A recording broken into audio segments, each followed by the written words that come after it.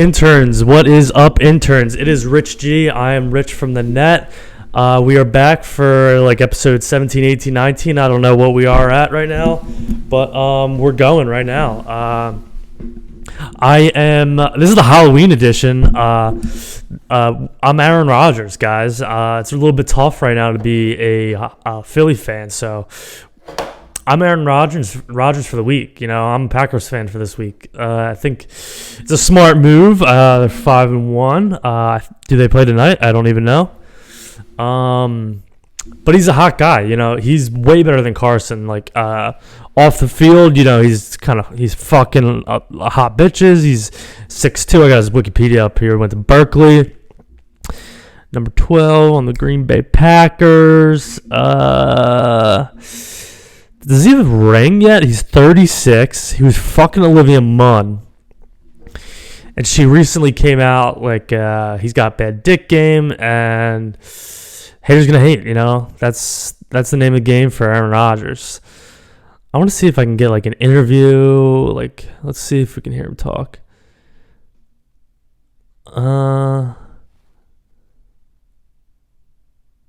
Yeah, I heard he dates smoke shows. That's why I like him. Here we go. Can you just talk about what you had going with Devontae out there today and how it kind of started right from the get-go for you? Yeah, again, I think much like week one, it wasn't necessarily... Oh, he talks like a quarterback. ...involved like that. It was more... that we were seeing, and then yeah. Matt was dialing up. You know, he was in position for a number of those opportunities. But, you know, talk to us. Down the left sideline on third down and got us going, him and I together. Yeah, the boys we got hollering a little bit. Coach talked to us in the locker room. You know, he really got us going.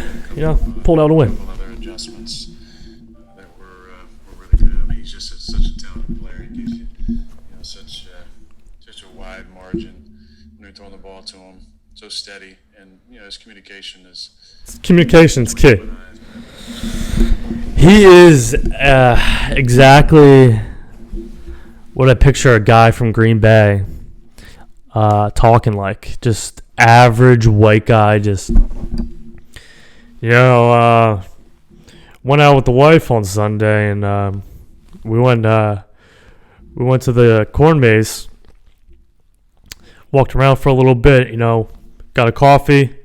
Then by the time I got home, it was time for me to cut the lawn, and then I sat down on my couch and watched a Halloween movie, and then the Packers were on. That's if Aaron Rodgers.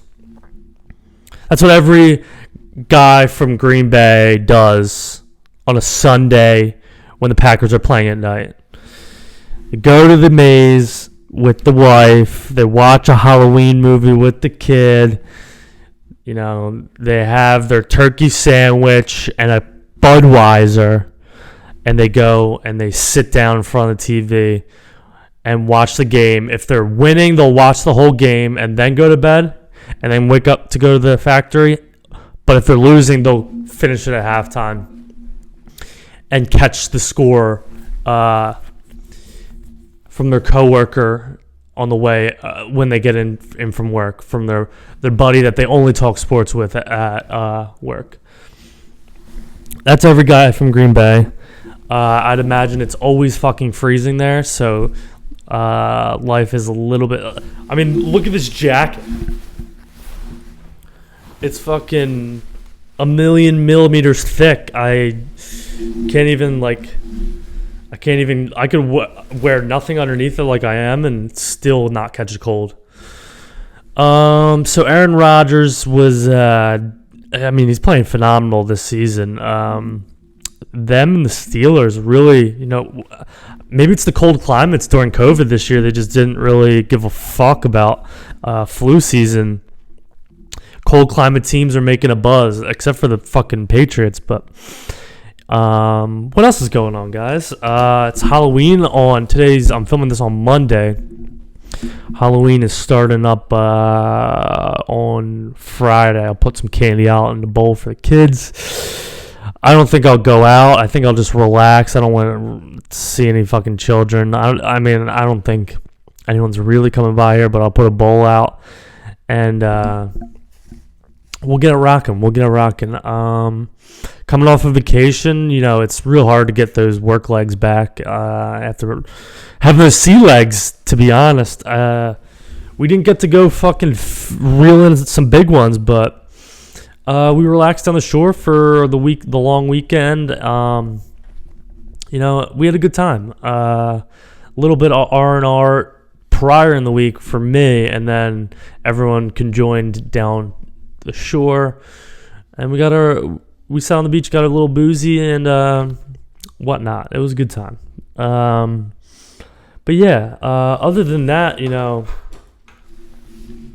my brother was in the hospital. He had a little bit of gastroesophagitis, whatever you want to call it. He was in there for like a week or so. He couldn't eat or drink. So we, chilled out in the hospital room, and we watched the UFC fights, and they are insane. We witnessed history. We were sitting in the ER hospital room, and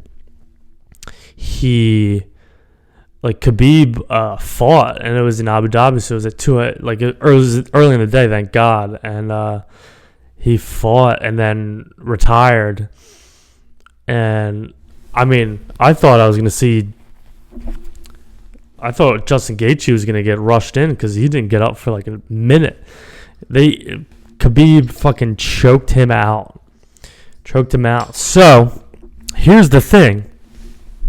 I was a huge Khabib dick rider during the Conor McGregor-Khabib match, and that was 2 years ago now. And, I was the only one in the room who thought Khabib could pull it off. Everyone was riding the Conor McGregor train. I had done my research prior. I knew whose strengths were going to outweigh whose strengths back then. But I found myself cheering for McGregor because he's just such a fantastical performer that I just decided, I'll put some money on Khabib. If he wins, I'll win some money.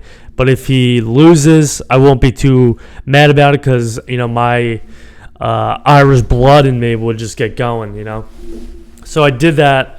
I ended up winning some like $90 or $100. And from then on, my legacy as Khabib Giuliani was born. I became a villain because he was a villain in that match against McGregor, believe it or not. Even though McGregor talked the most shit, Khabib was the underdog, and he was the reigning champ, but he's still the underdog, and he was kind of the villain because he's the Russian. He wrestles. He doesn't really strike. He's gonna just take you down and beat the crap out of you, choke you out, and break your head, twist your neck, and mess up your face. And he did that to Conor McGregor. Conor McGregor thought he was gonna win. Went in real easy off that Floyd Mayweather fight, and that's how I became Richie Nurmagomedov. But that belt, I've only held that belt for as long as he's been champ, since he beat Conor McGregor.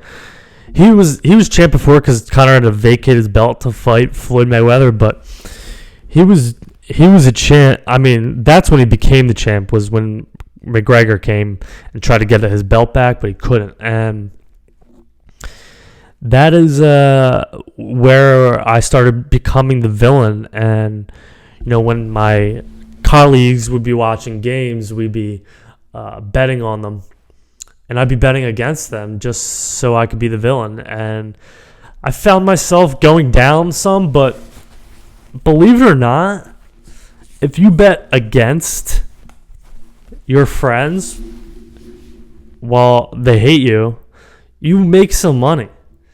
And I'm not mad. I'm not ever mad when I make money. So that was the Khabib Nurmagomedov, or Richie Nurmagomedov was born then, but my belt is retired or vacated. I don't know who's going to defend it. I have to have someone. Since he retired, that means I have to retire. I don't know. I'm still in my prime. I'm 24. We're doing the study of money here on Rich from the Net.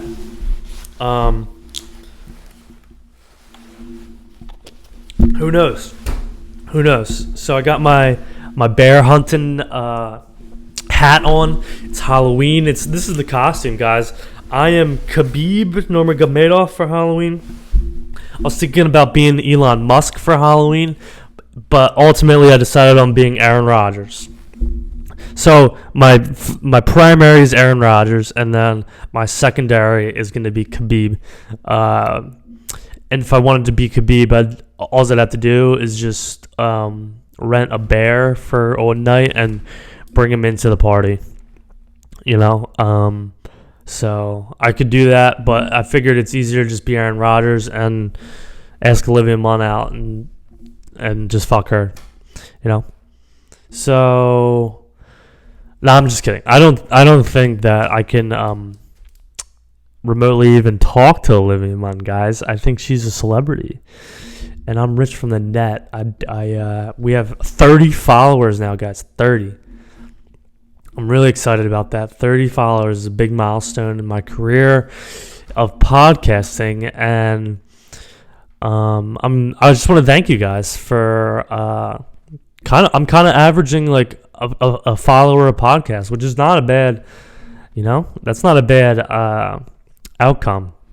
Hopefully that rate will rise, but if it doesn't, if it stays consistent, by the time I'm at 1,000 podcasts and I have 1,000 followers, I'll be making some serious coin here. So what else has been going on, guys? Doing the study of money. On the other podcast, Free Will Podcast, I am doing a weight loss challenge, but little does Paige know. Guys, by the way, please go follow Free Will Podcast. Type in Free Will on YouTube or go to my Instagram. You can find the links and give us a follow, please. That'd be great. We have a little competition going on. Little does she know, I'm going to be building muscle this whole time and running. So here's my thing. I've been fucking hitting it hard in the gym lately. I've been running my ass off, and I have it in my mind that this is what's going to happen. And I'm telling you right now, this is what's going to happen. I will have the lower body of a marathon runner, the upper body of a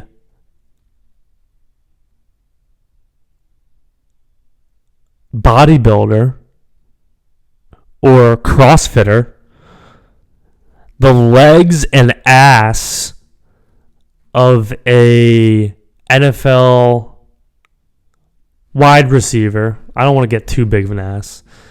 Just strong, powerful, endurance-like legs and glutes and hindquarters. The mind of a jiu-jitsu guy. And that's it.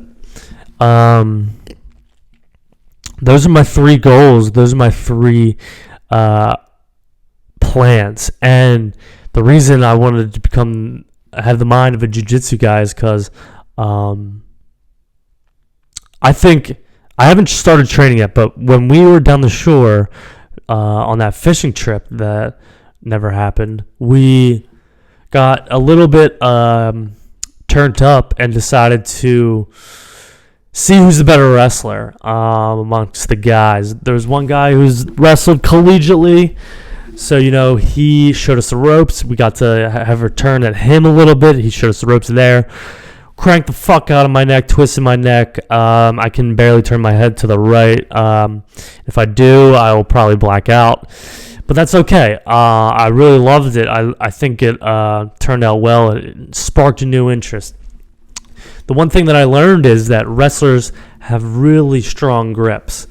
Almost like once they get your grip, like they can crush your hand. So I realized my weakness is just in the drunken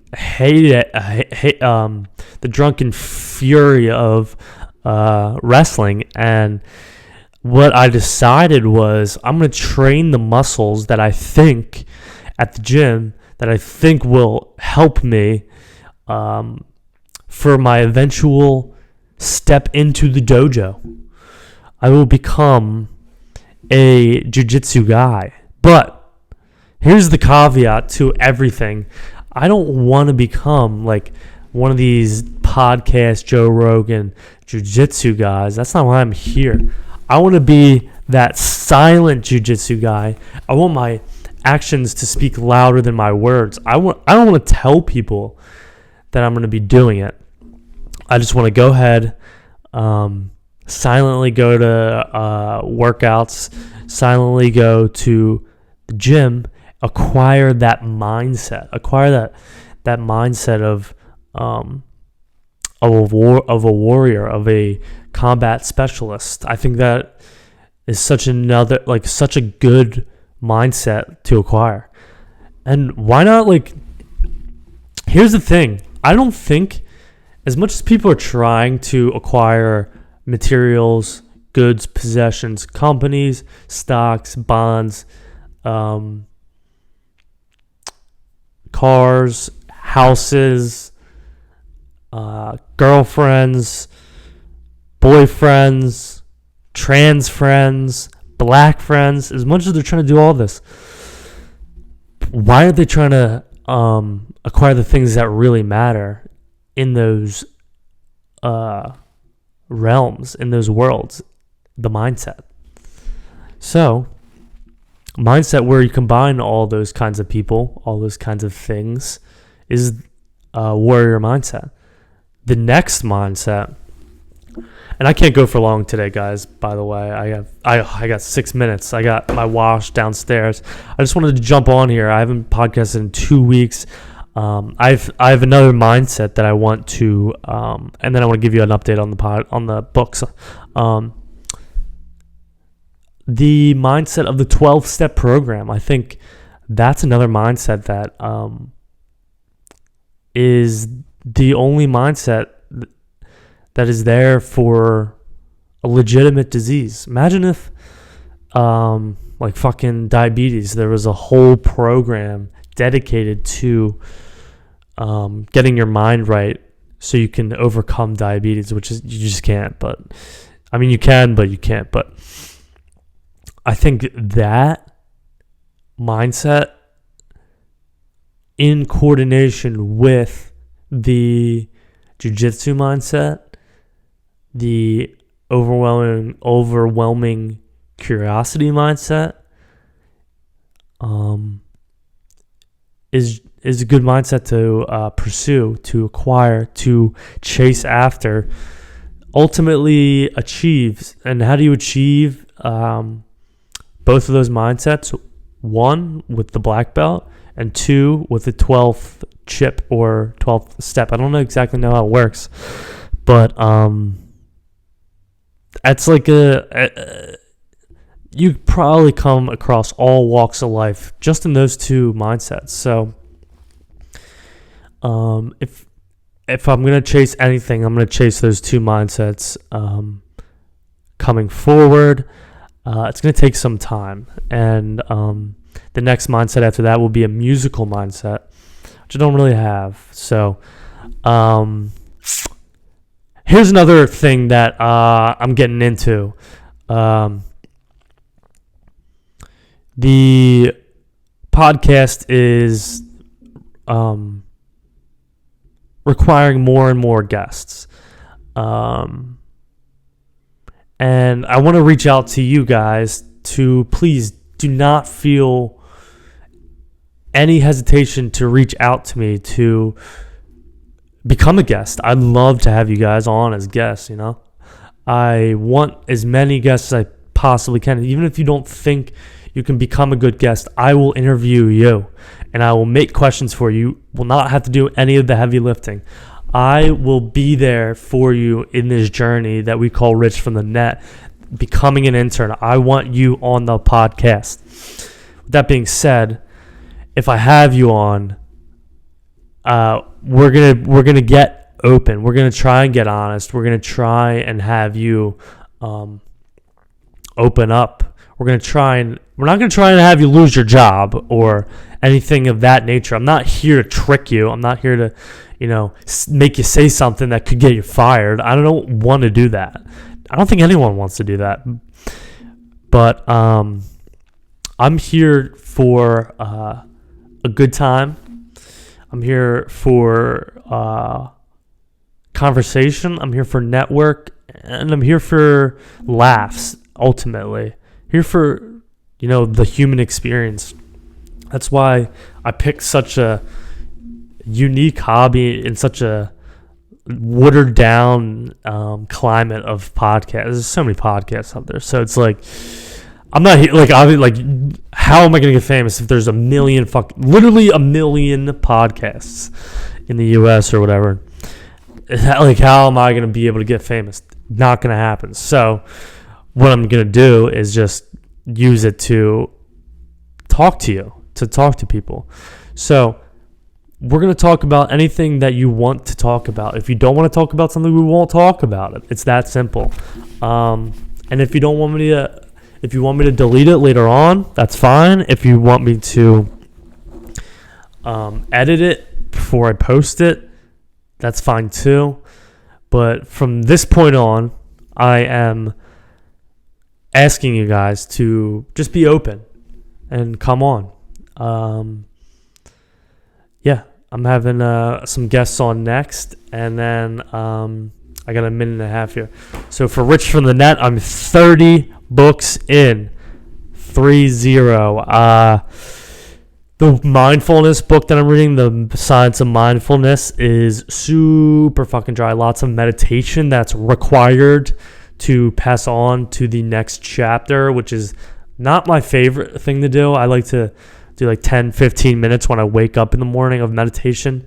But I'm getting through it. I'm sorry, guys, that this reading 50 books, I thought it was going to be a lot quicker, to be honest. I thought I was going to be able to read 50 books in a matter of a summer, but that's a really daunting task. I think by next summer, maybe I can read 50 books.